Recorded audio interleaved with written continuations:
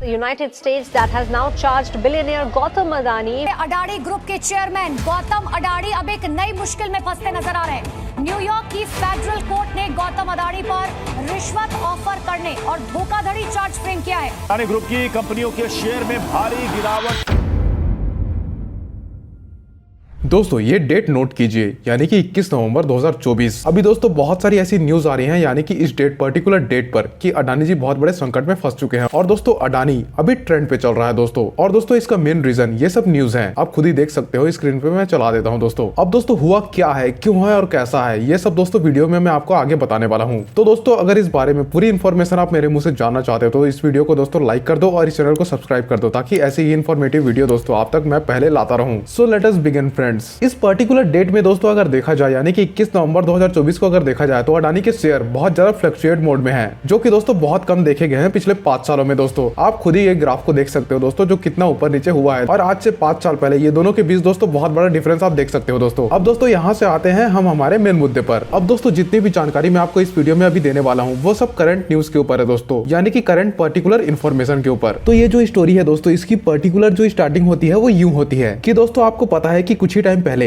Adani green energy limited ने दुनिया का सबसे बड़ा दोस्तों रिन्यूएबल एनर्जी का प्रोजेक्ट जीता था, जिसकी वैल्यू थी दोस्तों 45,000 करोड़ रुपीस। ये दोस्तों एक मैन्युफैक्चरिंग लाइन प्रोजेक्ट था, जिसमें अडानी ग्रुप की कंपनी मैन्युफैक्चरिंग प्लांट भी लगाने वाली थी, साथ ही दोस्तों इलेक्ट्रिसिटी भी सप्लाई करने वाली थी। अब जो ये प्रोजेक्ट है ना दोस्तों, वो काफी ज्यादा लंबा चलने वाला था, यानी कि दोस्तों बहुत लेंथी होने वाला था। और इसका लाइफ स्पान होता दोस्तों 20 से 25 सालों का, जो कि दोस्तों मैं आपको अप्रॉक्स बता रहा हूँ। अभी एग्जैक्ट जो होगा ना दोस्तों वो कुछ और हो सकता है, लेकिन मैं आपको अप्रोक्सीमेटली 25 से 20 साल बता रहा हूँ। और एक अनुमान था दोस्तों कि अडानी ग्रुप को इस पर्टिकुलर प्रोजेक्ट से करीब 16,000 करोड़ रुपीस का प्रॉफिट होने वाला था। जब दोस्तों अडानी ग्रीन की ये डील हुई ना, तब अडानी ग्रीन दोस्तों 500 करोड़ के लॉसेस में था, यानी कि बहुत बड़े घाटे में था। तो आप समझ सकते हो दोस्तों कि अडानी ग्रीन के पॉइंट ऑफ व्यू से दोस्तों ये कितनी बड़ी डील होने वाली थी। अब ये डील दोस्तों कुछ इस तरीके की थी कि अडानी ग्रीन एनर्जी को सोलर इलेक्ट्रिसिटी SECI यानी कि दोस्तों solar energy corporation of India, जो कि दोस्तों गवर्नमेंट कंपनी है, उसे सप्लाई करनी थी दोस्तों। अब ये पर्टिकुलर कंपनी दोस्तों ministry of new and renewable energy के अंडर आया करती है। और दोस्तों SECI एज अ इंटरमीडिएट काम किया करती है, वो भी दोस्तों बिटवीन प्रोड्यूसर एंड कंज्यूमर। अब दोस्तों इस पर्टिकुलर केस में SECI अडानी ग्रीन से दोस्तों इलेक्ट्रिसिटी खरीदने वाले थे और बाद में जाकर दोस्तों स्टेट गवर्नमेंट को उसे बेचने वाले थे। सिंपल सा दोस्तों ये दिखने वाला मॉडल था। लेकिन दोस्तों जैसा कि आपको पता है कि स्टेट गवर्नमेंट की जो भी कंपनीज होती है जनरली दोस्तों वही लॉसेस में हुआ करती है, जिसमें फॉर एग्जांपल दोस्तों ये आंध्रा की न्यूज है, इनकी state electricity company 1.29 lakh crore के लॉस में थी दोस्तों। इमेजिन करो दोस्तों कितना बड़ा लॉस है दोस्तों, इसको आप स्क्रीन पर देख सकते हो, कितना बड़ा नंबर है दोस्तों। इससे आप समझ ही सकते हो कि कितना बड़ा लॉस है ये। अब आप ये सोच रहे होंगे कि इलेक्ट्रिसिटी कंपनी इतने बड़ी लॉस में आखिर कैसे हो गई। अब इसका पर्टिकुलर जवाब वीडियो में मैं आगे थोड़ी देर में देने वाला हूँ, सो हैव पेशेंस। तो दोस्तों यहाँ पर जैसा कि आपको पता होगा कि सोलर इलेक्ट्रिसिटी है ना, वो दोस्तों कोल इलेक्ट्रिसिटी से महंगी हुआ करती है। सो स्टेट गवर्नमेंट की कंपनी दोस्तों जो ऑलरेडी लॉसेस में है, वो दोस्तों महंगी इलेक्ट्रिसिटी खरीद कर और लॉसेस में जा रही थी, जिसकी वजह से दोस्तों ये जो पूरी ऑर्डर थी ना वो संकट में थी। अब दोस्तों यहाँ पर ऐसी सिचुएशंस में इंडिया में क्या हुआ करता है ना, अगर ऑर्डर बनाए रखनी है तो दोस्तों वहां पर यूएसए कोर्ट का एक रूलिंग आया है कि गौतम अडानी, उनके नेफ्यू और दोस्तों बाकी 6 और लोगों ने मिलकर जो अलग अलग स्टेट्स के गवर्नमेंट ऑफिशियल्स हैं, उन्हें दोस्तों घूस खिलाया। और दोस्तों क्या आपको पता है कि वो घूस कितने की खिलाई गई? आप सोच रहे होंगे कि 100-200 करोड़, 300 करोड़ या फिर 400 करोड़ या फिर 500 करोड़।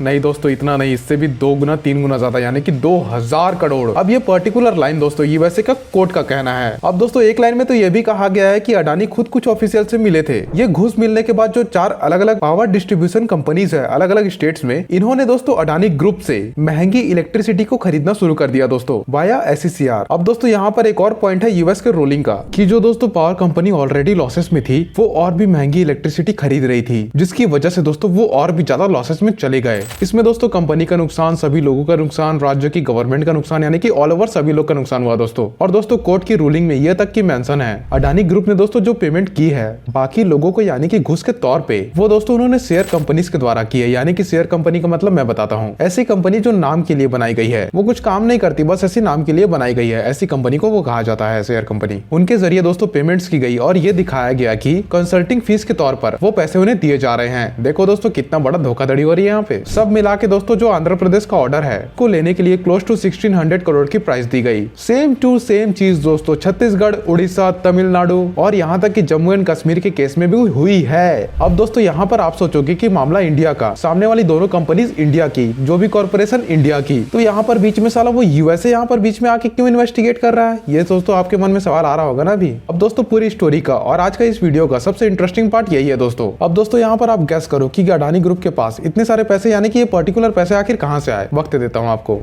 3, 2, 1।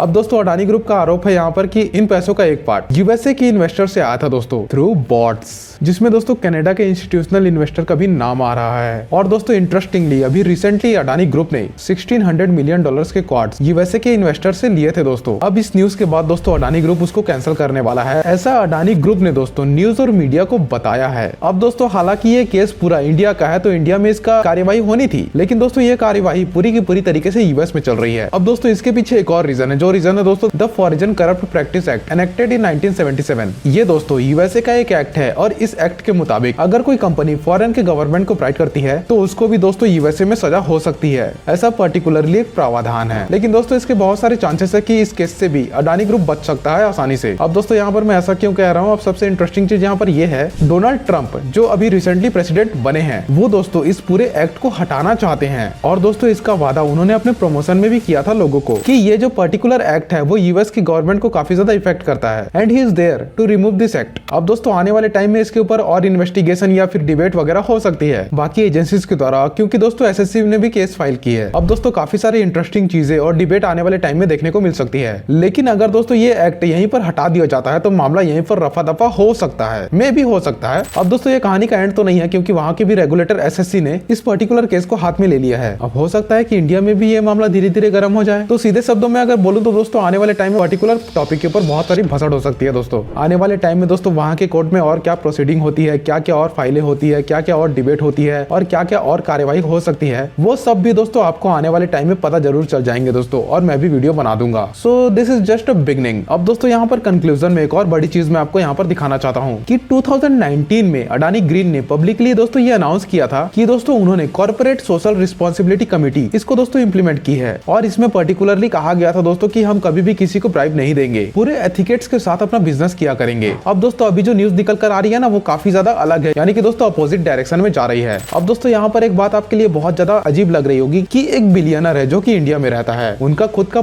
पूरा बिजनेस इंडिया में चलता था, चलता है और चलता रहेगा। मे बी वो जिन कंपनीज के साथ, यानी कि पर्टिकुलर जिस सरकारी या फिर प्राइवेट कंपनीज जिसके साथ वो काम किया करते हैं, वो भी इंडिया में है, यानी कि दोस्तों वो कंपनीज भी पर्टिकुलरली इंडियन कंपनीज है। लेकिन दोस्तों उन पर जो केस चल रहे हैं वो इंडिया में नहीं चल रहे हैं, बल्कि इंडिया से 7 समंदर पार यूएसए में चल रहे हैं। I think so from my point of view this is so shocking for me. आपका अलग ख्याल हो सकता है मे बी। अब आई होप दोस्तों कि ये पूरा मामला अब छोटे से इस वीडियो में थोड़ा सा क्लियर हो गया होगा आपको। अब दोस्तों इसकी पूरी जानकारी जैसे जैसे मुझे आगे इन्फॉर्मेशन मिलती रहेगी मैं आप तक शेयर जरूर करूंगा, यानी कि वीडियो जरूर बना दूंगा।